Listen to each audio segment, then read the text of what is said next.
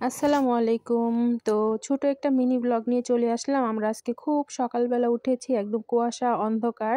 তো আমাদের সকালবেলা বের হতে হবে, আমাদের অনেক কাজ আছে আজকে। তো কেউ মুড়ি দিয়ে, কেউ চাল ভাজা দিয়ে, কেউ নিমকি, পিঠা, বিস্কিট এগুলা দিয়ে চা খাচ্ছিলাম আমরা। এখানে আমার শাশুড়ি পিঠা বানাচ্ছিল।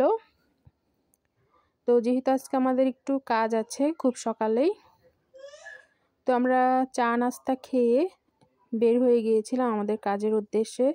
তো তারপর আমি হঠাৎ করে না জানিয়ে আজকে আমাদের বাসায়ও এসেছি। এসে দুপুরের খাবার খেলাম এখানে সিম, আলু, ফুলকপি দিয়ে ভাজি।